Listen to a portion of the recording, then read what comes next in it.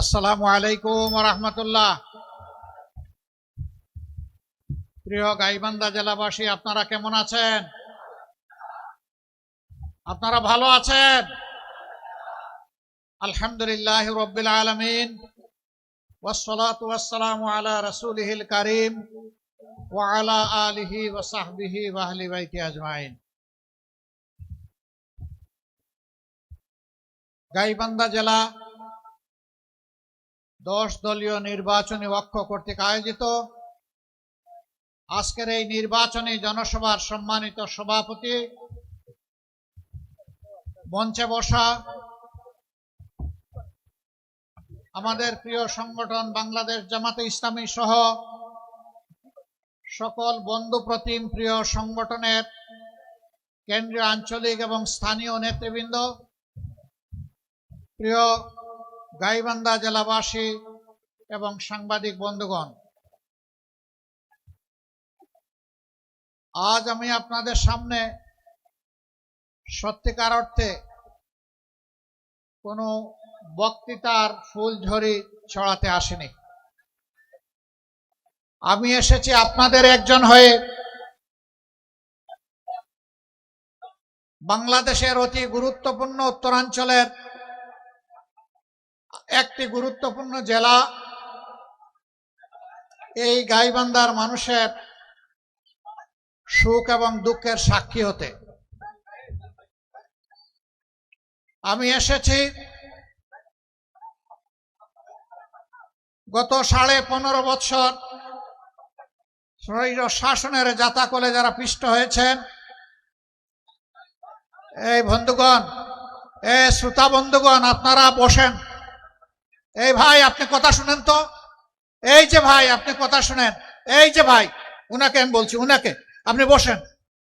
সাংবাদিকরা তাদের পেশাগত দায়িত্ব পালন করবে, এই সুযোগ দিতে হবে তাদেরকে। আপনাদের কথাই তারা জাতির কাছে, বিশ্বের কাছে পৌঁছাবে। তারা দায়িত্ব পালন না করলে কেমনে হবে? একটু ধৈর্য ধরুন। যারা দেখবেন না তারা কথাগুলো শুনুন, যারা দেখছেন তারা আল্লাহ শুকরিয়া আদায় করুন। ওনাদেরকে ওনার পেশাগত দায়িত্ব পালনের সুযোগ দিন। আপনি কথা বন্ধ করবেন, আপনি কথা বন্ধ করবেন প্লিজ। ধন্যবাদ আপনাকে এবং সবাইকে।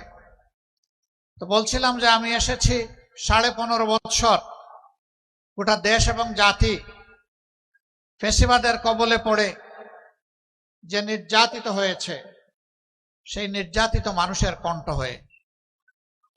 আমি এসেছি 15.5 বছরে যে সমস্ত কচি শিশুরা বাপ হারিয়ে, পিতা হারিয়ে এতিম হয়েছে, তাদের দুঃখের গল্প শোনাতে। আমি এসেছি কান্নাবাজা সেই মায়ের চোখ মুছে দেওয়ার জন্য, যিনি তার সন্তানকে হারিয়ে প্রতিনিয়ত আল্লাহর দরবারে ফরিয়াদ করে চলছেন। জালিমরা যাকে খুন করেছে। আমি এসেছি সেই বোনটির জন্য, যৌবনে কচি বাচ্চা সহ স্বামী হারিয়ে আস্তে চোখের সামনে অন্ধকার দেখতে পাচ্ছে। আমি তাকে আমার পক্ষ থেকে সংহতি, 10 দলের পক্ষ থেকে সংহতি, সম্মান, শ্রদ্ধা এবং সান্ত্বনা যোগাতে এসেছি। আমি এসেছি সেই সমস্ত মজলুম মানুষের জন্য। স্বৈরাচারী সরকার শুধুমাত্র তার রাজনৈতিক প্রতিপক্ষ হওয়ার অপরাধে যাদেরকে তাদের ন্যায্য চাকরিটা কেড়ে নিয়েছিল, তাদের পক্ষে কথা বলতে। মসজিদের ইমাম মুয়াজ্জিনকে গায়ের জুড়ে মসজিদ থেকে বের করে দেওয়া হয়েছিল। তাদের আহাজারির সাথে আমার কণ্ঠ মিলাতে আমি এখানে এসেছি। প্রিয় গাইবান্ধাবাসী, এই যে আপনাদের পাশ দিয়ে নদীগুলা বয়ে গিয়েছে, এগুলা আল্লাহ তাআলার রহমত, নিয়ামত। কিন্তু এই নিয়ামত গুলাকে অতীতের 54 বছরের সরকারগুলো সংরক্ষণ করেনি। এক সময় যে নদী দিয়ে জাহাজ চলতো, এই নদী দিয়ে এখন সাধারণ নৌকা চলাচল করতে পারে না। গতকাল ঢাকা থেকে যখন আসছিলাম, নিচের দিকে চেয়ে চেয়ে দেখলাম, আর আস্তে আস্তে চোখের কোনায় পানি জমে গেল। নদীর পানি উবে গিয়ে নদীগুলো এখন মরুভূমি, কঙ্কাল হয়ে পড়ে আছে। এই নদীগুলো আল্লাহর দান। 4টা বড় বড় নদী আল্লাহ তাআলা নর্থ বেঙ্গলের মানুষের জন্য নিয়ামত হিসাবে দান করেছিলেন, তিস্তা, ধরলা, করতোয়া এবং ব্রহ্মপুত্র। সবগুলা নদীর একই অবস্থা। নদীর অবস্থা হলো শরীরের রক্তনালীর মতো। রক্তনালী দিয়ে যদি রক্ত সঞ্চালন হয়, যে কোনো প্রাণী বা মানুষ বেঁচে থাকবে। কিন্তু যদি রক্তনালী বন্ধ হয়ে যায়, তাহলে শরীরের ওই অংশ মারা যাবে। আর ব্রেইনের যদি রক্তনালী বন্ধ হয়ে যায়, মানুষটাই মারা যাবে। আজকে কার্যত অতীতের সরকারগুলার উপেক্ষা, উদাসীনতা, অবহেলা গোটা নর্থ বেঙ্গলকে মৃত্যুর দিকে ঠেলে দিয়েছে। নদী মরে যাওয়া মানে আমাদের মাটি মরে যাওয়া, আমাদের মাটি মরে যাওয়া মানে আমাদের রিজেকের দুয়ার বন্ধ হয়ে যাওয়া। মহান আল্লাহর পর ভরসা করে আপনাদেরকে আমরা কথা দিচ্ছি, উত্তরবঙ্গের মানুষের নয়, শুধু বাংলাদেশের আপামর জনতার ভালোবাসা, দোয়া, সমর্থন এবং ভোট নিয়ে আমরা যদি সরকার গঠন করতে পারি, তাহলে নর্থ বেঙ্গলে প্রথমে আমাদের দৃষ্টি পড়বে মরা নদীগুলাদের উপর। নদীর জীবন ফিরে আসবে, নর্থ বেঙ্গলের জীবন ফিরে আসবে ইনশাআল্লাহ। আমরা গোটা নর্থ বেঙ্গলকে একটা কৃষিভিত্তিক রাজধানীতে পরিণত করতে চাই। এখানকার মানুষ আসমানের আপেল খাওয়ার জন্য কারো কাছে দাবি জানায়নি। সহজ সরল জীবনযাপন, অল্পে তুষ্ট, কঠোর পরিশ্রমী। তাদেরকে তাদের পরিশ্রমের জায়গাটা তৈরি করে দিতে হবে। হাড় ভাঙ্গা পরিশ্রম করে এখন মাঠে আগের মতো ফসল ফলে না। সার দিতে দিতে জমির জান শেষ। এর মূল কারণ হচ্ছে ওই যে মিঠা পানির পরশ থেকে, স্পর্শ থেকে আমাদের মাটি, আমাদের জমি বঞ্চিত হয়ে পড়েছে। তিস্তা মহাপরিকল্পনার পাশাপাশি নদীগুলাকে জীবন দেওয়ার মহাপরিকল্পনা নেওয়া হবে ইনশাআল্লাহ। আমরা কারো লাল চক্ষুকে ভয় করি না ভাই, আমরা ভয় করি শুধু আল্লাহ রাব্বুল আলামিনকে। কোন আধিপত্যবাদের ছায়া বাংলাদেশে আমরা দেখতে চাই না। অবশ্যই বিশ্বের সকল সভ্য দেশের সাথে আমরা বন্ধুত্বের সম্পর্ক চাই। আমরা প্রতিবেশীদেরকে আমাদের প্রতিবেশী হিসাবে দেখতে চাই। আমরা কারো উপর খবরদারি করতে চাই না, আর কেউ এসে 56,000 বাংলাদেশের উপর খবরদারি করুক তাও দেখতে চাই না। আমাদের কথা একদম পরিষ্কার। 54 বছর যেই শাসন, যেই রাজনৈতিক ব্যবস্থা, যে বন্দোবস্ত দেশবাসীকে ফেসিবাদ উপহার দিয়েছে, এই শাসনও আমরা আর দেখতে চাই না। আমরা চাই তার আমূল পরিবর্তন। সেই আমূল পরিবর্তনের সময়টা আপনাদেরকে, দেশবাসীকে হাতছানি দিয়ে ডাকছে আগামী 12 তারিখ। একসাথে 2টি ভোট ইনশাআল্লাহ অনুষ্ঠিত হবে, গণভোট আর সাধারণ নির্বাচন। আমি বলবো গণভোট সফল হলে সাধারণ নির্বাচন সফল হবে, তাই গণভোটের পক্ষে হা বলতে হবে। জুলাই শহীদদের প্রতি সম্মান দেখানোর জন্য গণভোটের প্রতি হা বলতে হবে। আপনাদের বুকের সন্তান আবু সাইদ বাংলাদেশকে পরিবর্তন করে দিয়ে গেছে, গোটা বাংলাদেশকে উদ্দীপ্ত করে তার জীবন উপহার দিয়ে এ দুনিয়া থেকে সে চলে গেছে। সে আওয়াজ দিয়ে গেছে, হে বাংলাদেশ, তোমাদের হাতের তালুতে আর তোমাদের ঘাড়ের উপর, হাতের তালুতে আমার রক্ত, ঘাড়ের উপর আমার লাশ আমি উপহার দিয়ে গেলাম। আমাদের স্বপ্ন বাস্তবায়নে তোমরা শহীদদেরকে ভুলে যেও না। আমরা কথা দিচ্ছি, আমরা ভুলে যাব না ইনশাআল্লাহ। ওরা কি চেয়েছিল? ওরা চেয়েছিল একটা দুর্নীতিমুক্ত বাংলাদেশ, একটা বৈষম্য মুক্ত বাংলাদেশ, একটা ন্যায় বিচারের বাংলাদেশ, একটা আধিপত্যবাদ মুক্ত বাংলাদেশ, একটা উন্নয়নের বাংলাদেশ, একটা যুবকদের আকাঙ্ক্ষার বাংলাদেশ। রাস্তায় নেমে স্লোগান দিয়েছিল, উই ওয়ান্ট জাস্টিস। বুক পেতে দিয়ে বলেছিল, আমার অধিকার আমাকে দাও, নইলে আমাকে গুলি দাও। ডানা মেলে বলেছিল, বুকের ভিতরে তুমুল ঝড়, বুক পেতেছে, গুলি কর। গুলিকে পরোয়া করে নাই। হে দেশবাসী, আমরা কি আবু সাইদ ও তার সঙ্গী শহীদদের কাছে ঋণী নই? এই ঋণ পরিশোধে আপনারা প্রস্তুত আছেন? সদা জাগ্রত পাহারাদার হিসাবে সবাইকে প্রস্তুত থাকতে হবে। আকাশ, নীল আকাশ, মাঝে মাঝে আকাশে শকুনের ছায়া দেখা যায়। ওই শকুনের ছায়া যেন বাংলাদেশের মাটিতে পড়তে না পারে। আপনারা সাবধান থাকতে পারবেন তো? পরপর তিনটা নির্বাচন, 14, 18, 24।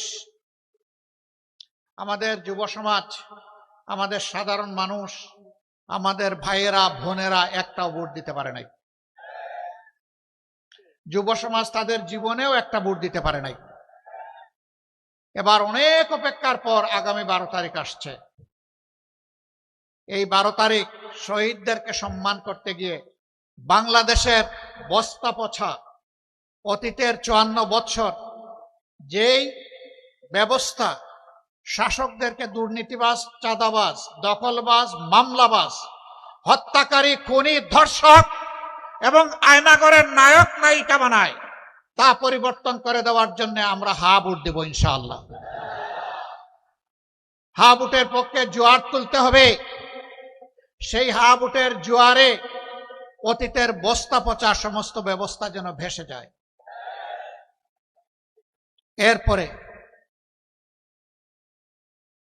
নর্থ বেঙ্গলের কিছু বাস্তব সমস্যা আছে। একটা তো আমি বলেই ফেললাম, নর্থ বেঙ্গলকে তিলে তিলে হত্যা করা হয়েছে। এখনো এই অঞ্চল থেকে মানুষ ছুটে রাজধানীর দিকে। 3টা বাস্তব প্রয়োজনে ছুটে: উন্নত শিক্ষা, প্রয়োজনীয় স্বাস্থ্য সেবা এবং একটা ছোট্ট একটা চাকরি। এই 3টার জন্য প্রাণপণে রাজধানীর দিকে ছুটে। আমরা মহান আল্লাহর উপর ভরসা করে কথা দিচ্ছি, ঘরে বসে উত্তরবঙ্গকে আপনারা রাজধানী বানাবেন ইনশাআল্লাহ।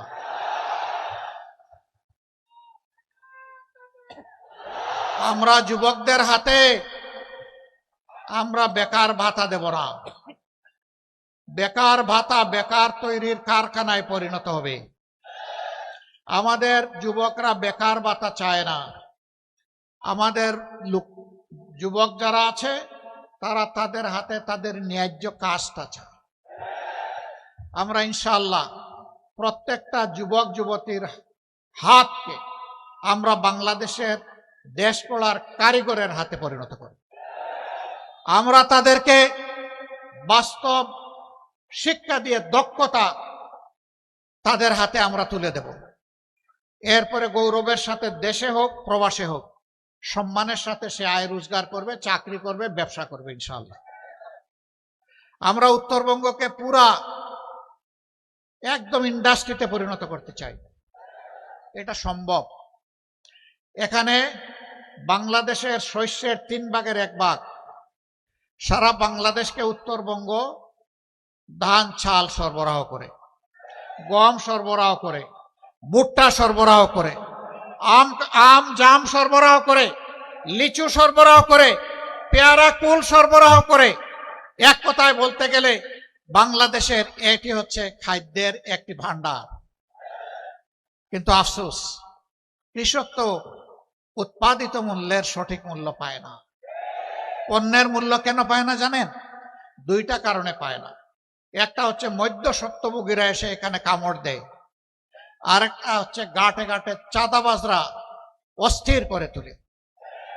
এই 2 কারণে কৃষক পায় না পণ্যের মূল্য, ক্রেতা পায় না ন্যায্য মূল্যে তার পণ্য।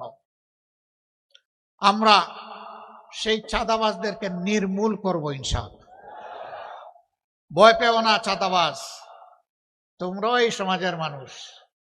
আমরা ইনশাল্লাহ তোমাদের হাতেও সম্মানের কাজ তুলে দেব। তোমরাও সম্মানের সাথে বসবাস করবা। সেদিন আর মুখ লুকিয়ে তোমাদেরকে চলতে হবে না সমাজে। তোমাদের মা বাপকে কেউ চাঁদাবাজের মা বাপ আর বলবে না। তোমার স্ত্রীকে কেউ চাঁদাবাজের স্ত্রী বলে খুঁটা দেবে না। আর মাঝে মাঝে মানুষের জালে বন্দী হয়ে তোমাদেরকে বিপদে পড়তে হবে না। তোমরাও সম্মানের সাথে বসবাস করবা ইনশাআল্লাহ। এইভাবে প্রত্যেকটা হাতকে আমরা প্রত্যেকটা হাতে কাজ তুলে দিয়ে সম্মানের হাত বানাতে চাই। আপনাদের কোনো আপত্তি আছে? এই অবস্থা যদি তৈরি হয়, রাজধানীর দিকে প্রাণপণে ছুটতে হবে না ইনশাআল্লাহ। স্বাস্থ্য সেবার জন্য ছুটেন। আমাদের অঙ্গীকার হচ্ছে এখন 33টা জেলায় মেডিকেল কলেজ আছে, 64টা জেলার মধ্যে 31টা বাকি আছে। আমরা পর্যায়ক্রমে ইনশাআল্লাহ সব জায়গায় মেডিকেল কলেজ গড়ে তুলব এবং সব জায়গায় সরকারি বেসরকারি বা যৌথ উদ্যোগে বিশেষায়িত হাসপাতাল ক্রমান্বয়ে গড়ে তোলা হবে ইনশাআল্লাহ। এই সুবিধা যদি আপনি গাইবান্ধায় বসে পান, আপনি ঢাকায় যাবেন কেন? আপনার সময় এবং অর্থের অপচয় করবেন কেন? সেখানে গিয়ে অসহায়ের মতো আপনাকে ঘুরতে হবে কেন? এখানে তো বাড়িতে বসেই আপনি সেই সেবাটা নিতে পারবেন। শিক্ষার ক্ষেত্রে এখন বলবেন ডাক্তাররা এসে এখানে থাকবে কিনা? থাকবে।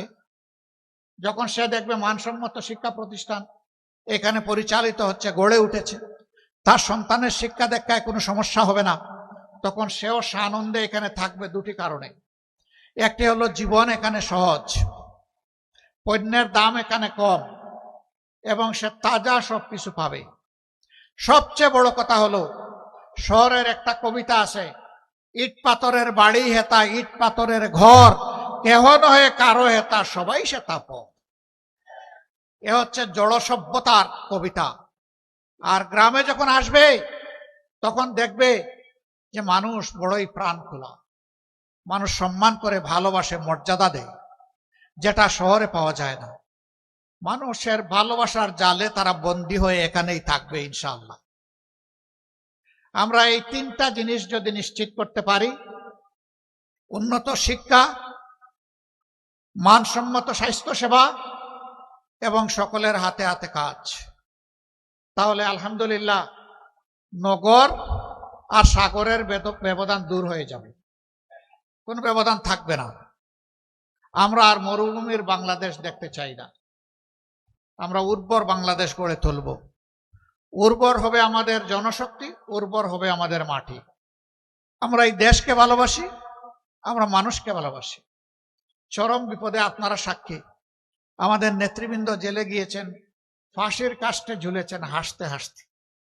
দফায় দফায় আমরা আপনারা জেলে গিয়েছি। প্রিয় বাংলাদেশ ছেড়ে আমরা যাইনি। আমরা ছিলাম জীবনের, সম্পদের, ইজ্জতের ঝুঁকি নিয়ে বাংলাদেশের সাথে ছিলাম। কেন ছিলাম? কারণ এই মাটিটাকে বড় ভালোবাসি। হে মাটি, তোমাকে ফেলে যাব না। তবে আল্লাহর যদি কোনো ইচ্ছা থাকে সেটা ভিন্ন। আল্লাহ যদি কোনো দায়িত্ব পালনের উদ্দেশ্যে কোথাও নিয়ে যান সেটা ভিন্ন। কিন্তু শুধুমাত্র জালিমের ভয়ে দেশ ছেড়ে পালাবো, ইনশাআল্লাহ তা করব না। মহান আল্লাহর সাহায্যে ছিলাম, মহান আল্লাহর মেহেরবানিতে আছি, সুখে দুঃখে গোলাগুলি করে আপনাদের সাথেই থাকবো ইনশাআল্লাহ। আমরা যদি সময়ের কুকিল হই, তাহলে সময় যখন আসবে তখন এসে আপনাদেরকে গান শোনাবো কুহু কুহু। ও সময় যখন চলে যাবে ডানা মেলে তখন আমরা উড়ে যাব। আর যদি আমরা আপনাদের একজন হই, কোথায় যাব? আপনজন ফেলে যাব না, ইনশাআল্লাহ এখানেই থাক। জীবনে মরণে, সুখে দুঃখে মহান আল্লাহর উপর ভরসা করে আমরা একসাথে পথ চলবো ইনশাআল্লাহ। আমরা শিশুদের জন্য তাদের মেধা বিকাশের একটি বাংলাদেশ গড়তে চাই। তরুণ তরুণী, যুবক যুবতীদের জন্য আগামীর স্বপ্ন বাস্তবায়নের হাত হিসাবে তাদেরকে গড়ে তুলতে চাই। আমাদের মায়েদের জন্য ঘরে, চলাচলে এবং কর্মস্থলে শতভাগ সম্মান এবং নিরাপত্তা নিশ্চিত করতে চাই। আমাদের জীবনের চাইতে আমাদের মায়ের সম্মান আমাদের কাছে অনেক দামি। ইনশাআল্লাহ আমাদের সকল মেধা যোগ্যতা দিয়ে মায়েদের সম্মানকে আমরা নিশ্চিত করব ইনশাআল্লাহ। তারা দেশ গড়ার কাজে সমান তালে যোগ্যতা এবং প্রয়োজন মোতাবেক তারাও আমাদের সাথে অবদান রাখবে। তারা আমাদের কৃষিক্ষেত্রে কাজ করেন না, তারা বাড়ির আশেপাশে বাগান লাগান না, তারা স্কুলের শিক্ষকতা করেন না, তারা সেনাবাহিনীতে চাকরি করছেন না। রাসূল করিম সাল্লাল্লাহু আলাইহি সাল্লাম তার জমানায় আমাদের মাদেরকে নিয়ে যেতেন যুদ্ধের ময়দানে যোদ্ধা হিসাবে। যুদ্ধের চাইতে কঠিন কোনো কাজ আছে? যদি যুদ্ধে মাদেরকে আল্লাহ রসুল সামিল করে থাকেন তাহলে রাষ্ট্রের সকল কাজে তারা শরীক থাকবেন ইনশাআল্লাহ। এখন যে দুইটি জিনিসের অভাব, সেই অভাব পূরণ হবে ইনশাআল্লাহ। একটা কর্মক্ষেত্রে সম্মান নাই, আর একটা কর্মক্ষেত্রে নিরাপত্তা নাই। আমরা তাদেরকে কথা দিচ্ছি, আপনাদেরকে মায়ের সম্মান দিব এবং জান প্রাণ দিয়ে আপনাদের নিরাপত্তা নিশ্চিত করব ইনশাআল্লাহ। সব কিছুর উপর অগ্রাধিকার পাবে মায়েদের দিক। সেই বাংলাদেশটা আমরা গড়তে চাচ্ছি। আপনারা কি একটু আমাদের সাথে থাকবেন? ইনশাআল্লাহ যদি আপনারা থাকেন তাহলে ইনশাআল্লাহ আল্লাহর পর ভরসা করে আমরা এগিয়ে যাব। উত্তরবঙ্গে একাধিক কৃষি বিশ্ববিদ্যালয় আমাদের প্রয়োজন, কারণ এটা কৃষির উর্বর ক্ষেত্র। সেরকম কোনো বিশ্ববিদ্যালয় নাই। হাজী দানেশ বিজ্ঞান ও প্রযুক্তি বিশ্ববিদ্যালয় এটা কৃষি বিশ্ববিদ্যালয় না। বেগম রোকেয়া বিশ্ববিদ্যালয় এটি একটি সাধারণ বিশ্ববিদ্যালয়। আমরা ফিল করি সকল কিছু যাচাই বাছাই করে উত্তরবঙ্গে একাধিক কৃষি বিশ্ববিদ্যালয় হওয়া প্রয়োজন। এই ক্ষেত্রে আমাদের বিবেচনায় আশা করি গাইবান্ধা অগ্রাধিকার পাবে ইনশাআল্লাহ। মেডিকেল কলেজের কথা আগেই বলেছি, এখানে ইপিজেড করার সিদ্ধান্ত হয়ে আছে, বাস্তবায়ন নাই।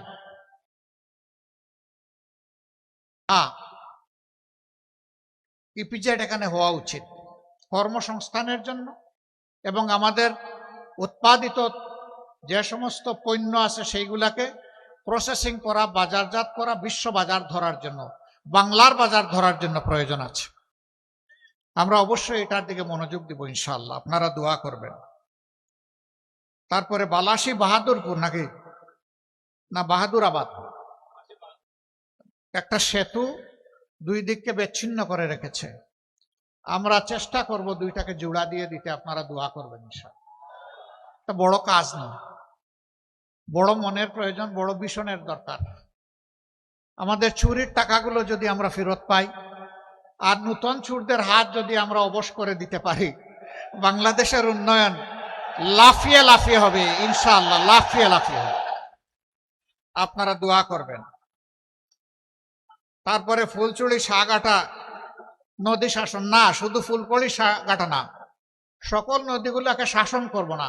মানুষ বলে নদী শাসন, শাসন করলে তো ওরা ভয় পাবে, নদীগুলো কান্নাকাটি করবে, দুঃখ পাবে না।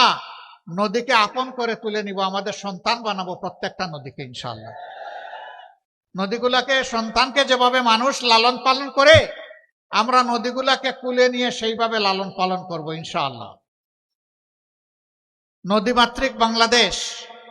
আমরা এক সময় নদীর কূলে আমরা গিয়ে বসে যাব, মা এখন আমাদের নৌকাটা নিয়ে তুমি চলো, আমাদের জাহাজ নিয়ে চলো, আমাদের লঞ্চ নিয়ে চলো, যা বন্ধ হয়ে আছে। আপনারা দোয়া করবেন। চলার পথে অনেক বাধা আছে, ষড়যন্ত্র আছে।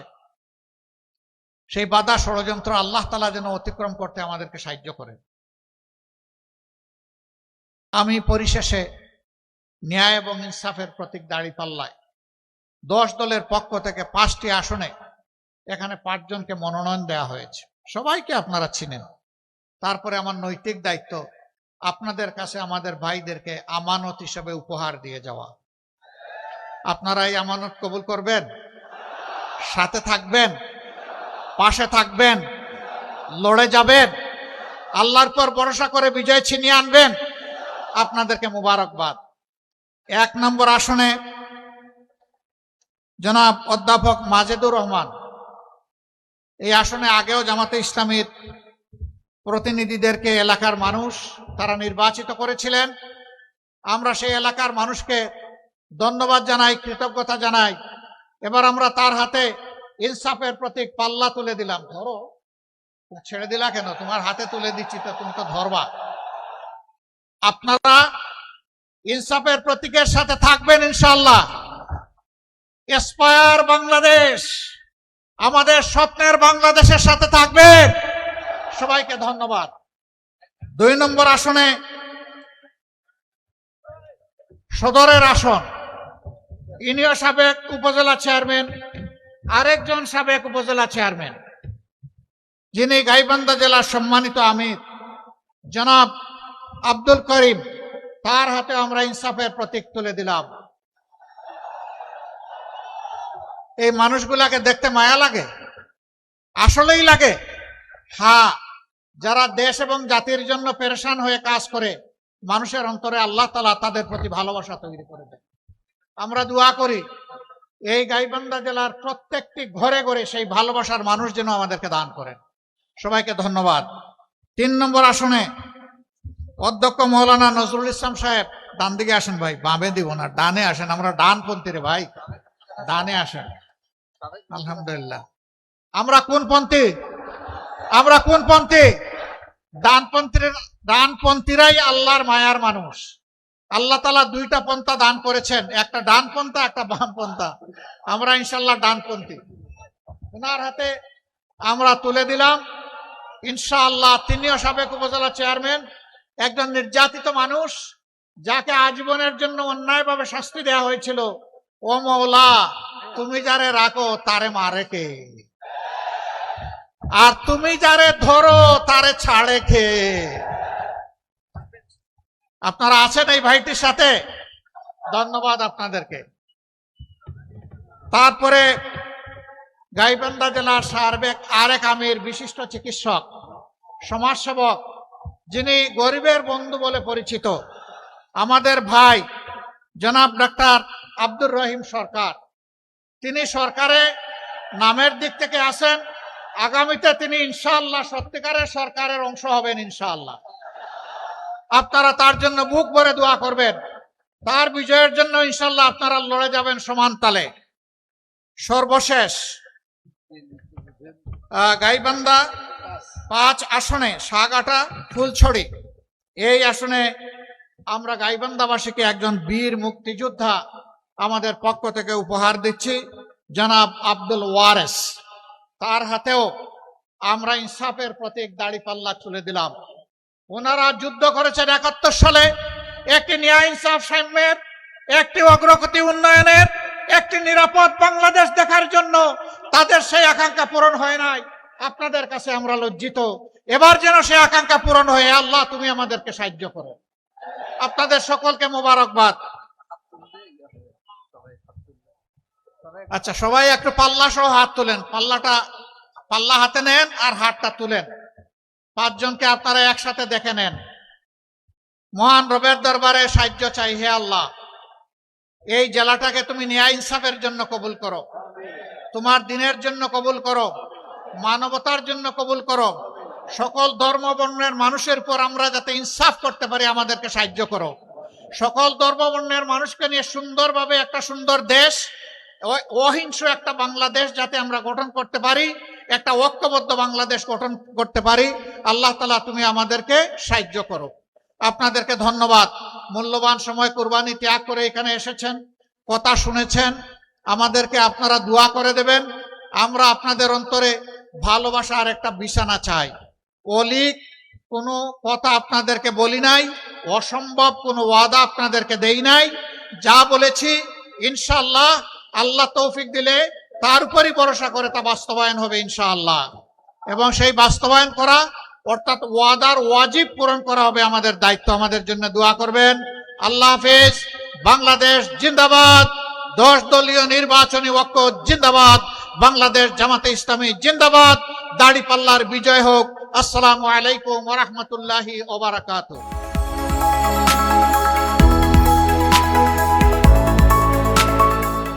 দিনাজপুর টিভি, মানুষের জীবনের কথা বলে।